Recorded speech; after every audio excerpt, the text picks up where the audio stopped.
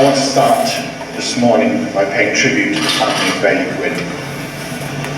Their profound grief is only matched by their dignity, and I'd like to thank them for their cooperation into what has inevitably been an intrusive process of review. As chair of the Child Protection Committee, my daily mantra is, it's everybody's job to keep children safe. And it's my hope that the outcome of this review will make us all, parents, children, protective agencies and the general public, more aware of our need to look out for each other. The aim of the review when it was commissioned was to provide independent assurance to partners and to the public that all the circumstances have been reviewed and to make appropriate recommendations which can be applied for future practice. The review commenced on the 2nd of May. A small team was identified to support me. Chronologies were prepared by each of the agencies, which contained an account of their work with the boys over many years. I conducted in total 42 interviews, some 45 hours of interview were undertaken. I placed a notice in the Press and Journal to advertise the existence of the review and to invite anybody with an interest in this matter to come forward. And there were 10 respondents who chose to come forward. That was important to me because I wanted to make sure that I could give you assurance that everybody and everything that needed to be considered would be. I've produced a long report, 17,000 words, and I submitted it to the Chief Officers Group on the 30th of September.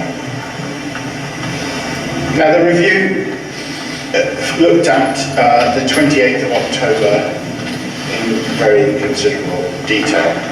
I undertook a 360-degree consideration of that day as it affected all of the parties and all of the agencies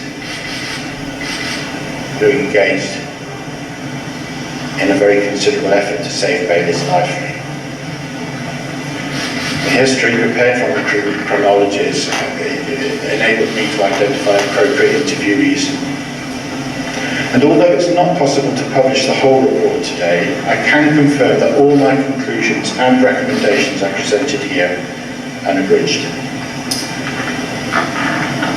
My first conclusion is that this was an unplanned, spontaneous conflict that emerged rapidly, very rapidly, out of unexceptional banter between schoolboys. It's not considered that it could have been predicted or averted on the day. It's important to understand the rapidity of this event because it all took place in less than 5 minutes from the meeting of the boys to the intervention of the teacher. My second conclusion was that the course of the conflict was fatally altered by the possession of a bladed weapon by one of these boys. This was potentially predictable and avoidable if those who knew that child A carried weapons in school had reported this to staff.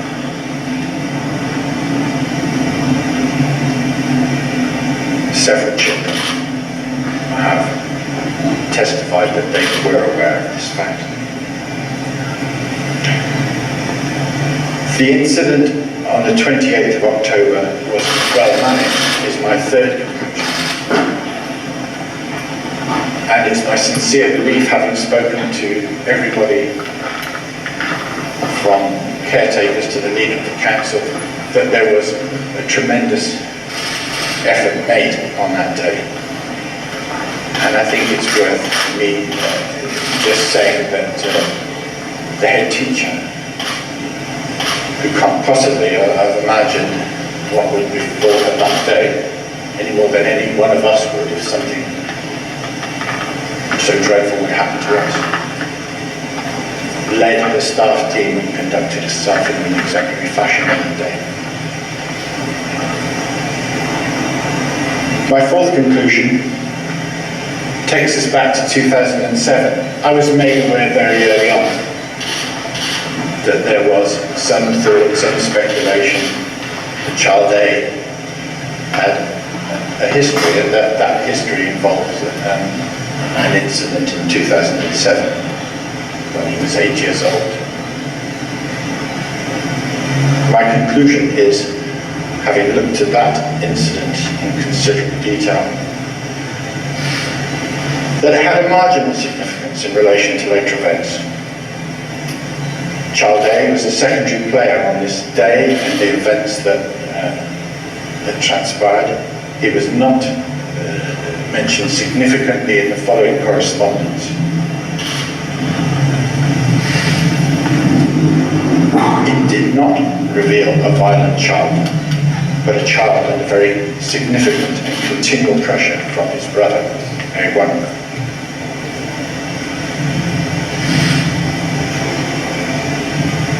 This incident was followed by a complaint. The complainants were supported in their complaint by a local councillor and a member of parliament.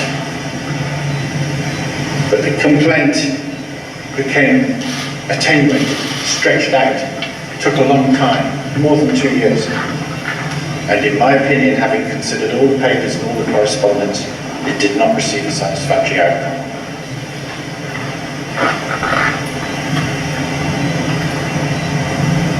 And I have some conclusions that are not specific to the day, but I want to record conclusion 6, the work to develop an Aberdeen City Council weapons knife crime strategy involving parents and pupils and police is noted by the reviewer and welcomed.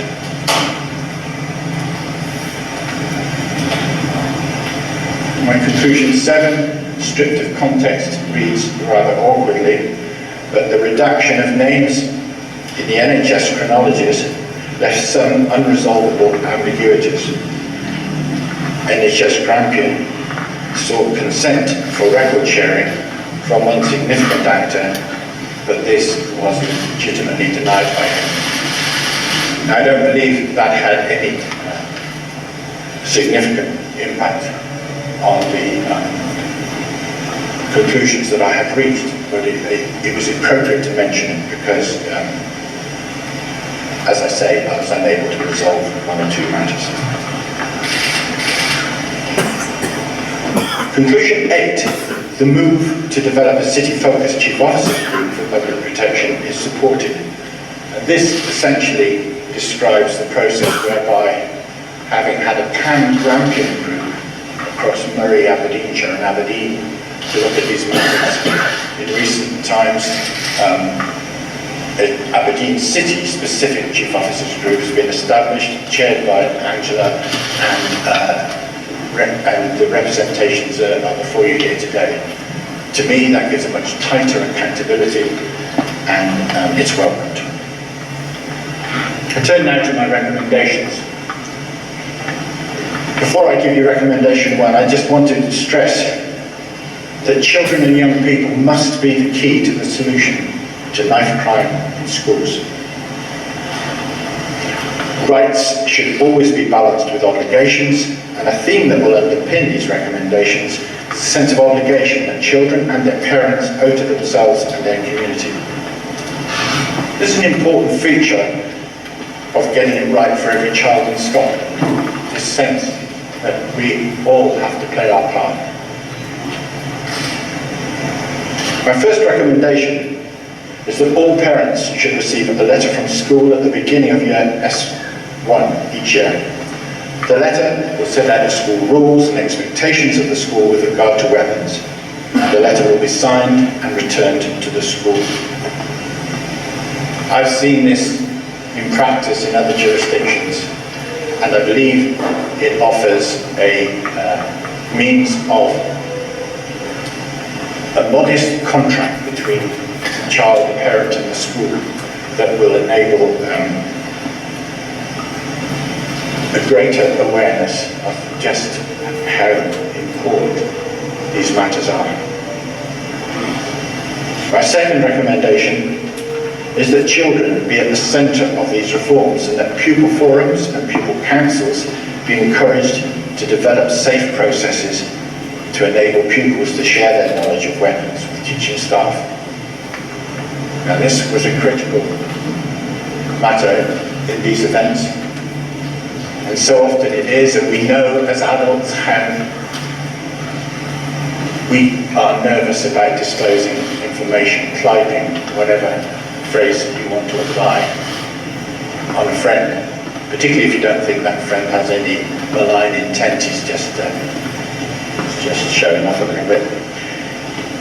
We can't afford to have that belief in our children and in our schools. We must be vigilant and they must be vigilant. My third recommendation is that Police Scotland must be notified of each and every incident of carrying weapons in the school or in the community of which the school becomes aware. Now, that may seem obvious, but if you think about it, there's many reasons why a head teacher may not choose to notify the police. It was just a minor incident. We don't want to criminalise our children, with our reputation to consider as a school. Whatever those reasons are, we need to make sure that we trump them with a very clear expectation that the police be notified and let the police make those judgments. Recommendation 4 is that every incident will be recorded by the school immediately following an allegation or an incident and their managers notified. Aberdeen City Council should work with Police Scotland to establish a clear and effective policy on the management of offensive weapons in school with partners.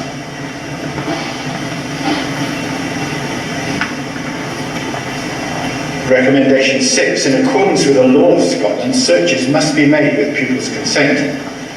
The head teacher or her nominee should undertake searches of pupils where consent is given. Where this is not possible, police must be called if there are grounds to suggest that the child or young person is carrying a knife or other offensive weapon.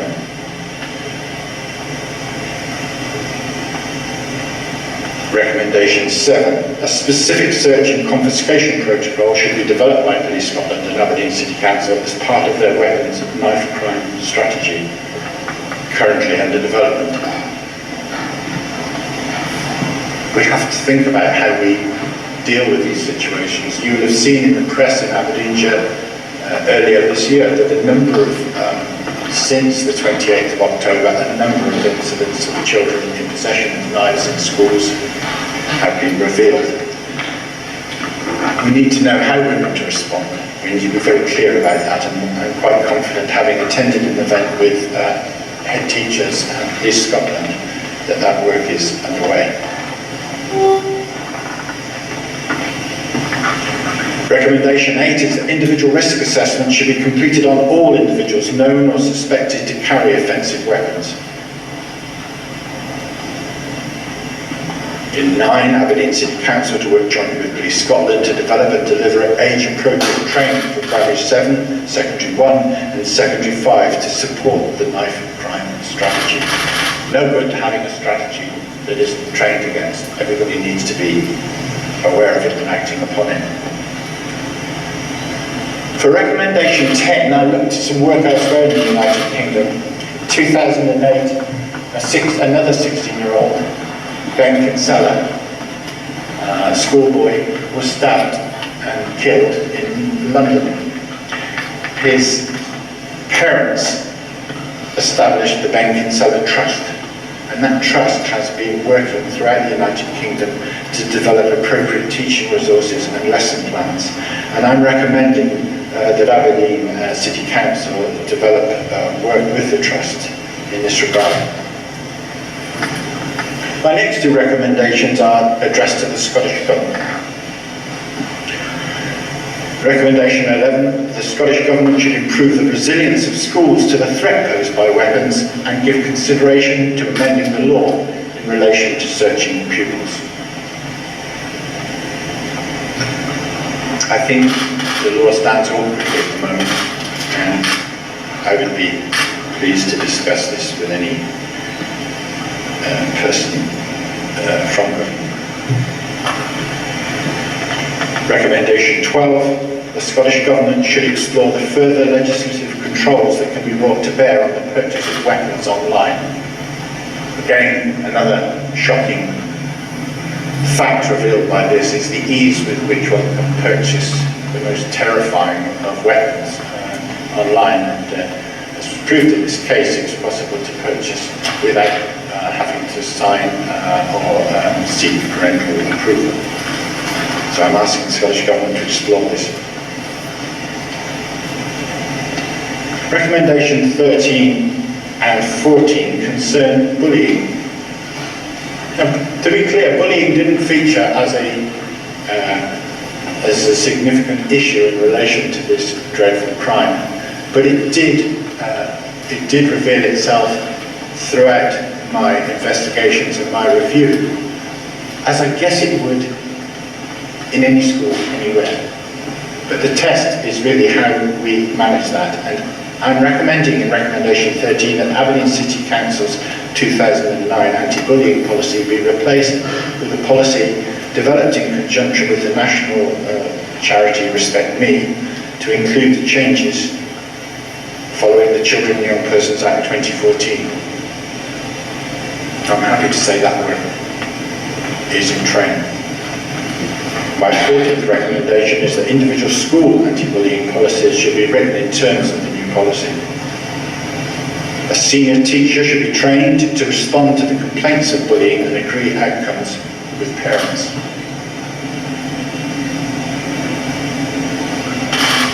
Every school, every building, probably the firm that employs you in your office, has to develop business continuity plans.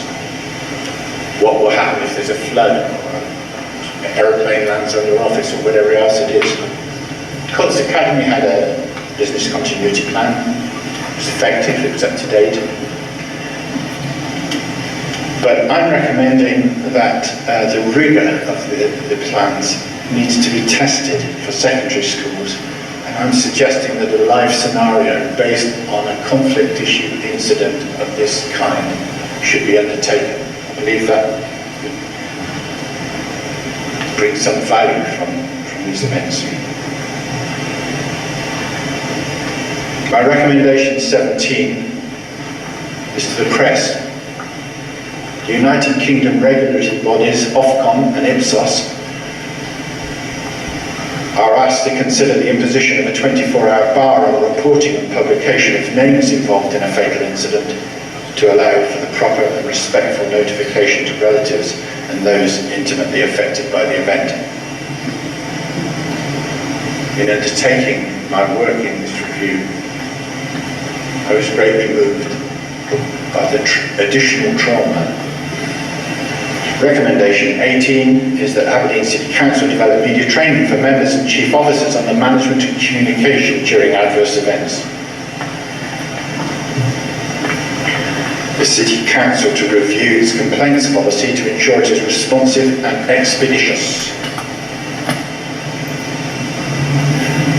The Chief Officers Group have commissioned a review of their governance structures. This is very much supported by me, but recommendation 20 just draws the alert that it's important that it doesn't conclude until the national review currently underway and chaired independently by Catherine Dyer has made recommendations to government, and she's due to report at the end of December, and that may have a bearing on the whole way in which these structures are governed. My final recommendation is that the Aberdeen City Chief Officers Group develop an implementation plan to deliver these recommendations and to keep progress under review. Thank you.